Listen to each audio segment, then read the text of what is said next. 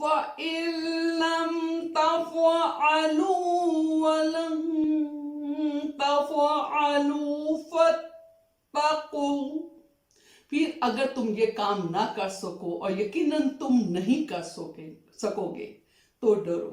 یہاں اللہ تعالیٰ نے چیلنج کیا ہے ان لوگوں کو کہ تم اپنی کسی کوشش کر کے دیکھ لو اور یقیناً تم ایسا نہیں کر سکو گے۔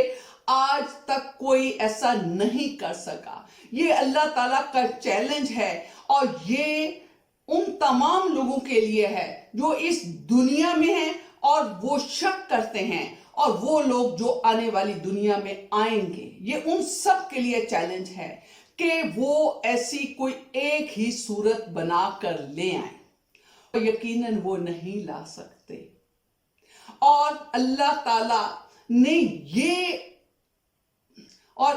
تعالیٰ نے اس آیت میں یہ کنفرم کیا کہ قرآن پاک ایک زندہ میراکل ہے، ایسا میراکل ہے جو حضرت محمد صلی اللہ علیہ وآلہ وسلم پر اتارا گیا۔ باقی نبیوں کو بھی بہت سارے میراکل ملے، یہ خاص نبیوں کو خاص میراکل ملے اور ان کے ساتھ ختم ہو گئے۔ یہ زندہ میراکل کیوں کہا گیا ہے؟ یہ اس لیے اس کو زندہ میراکل کہتے ہیں کہ یہ قیامت تک، روز قیامت تک یہ چیلنج ہے کہ اس جیسی کوئی ایک ہی صورت کوئی انسان یا انسانوں کا گروہ مل کر بھی نہیں لا سکتے۔ اور یہ دلیل ہے اس بات کی کہ یہ قرآن پاک حضرت محمد صلی اللہ علیہ وآلہ وسلم جو اللہ تعالیٰ کے بندے اور رسول ہیں ان کے اوپر اتارا گیا۔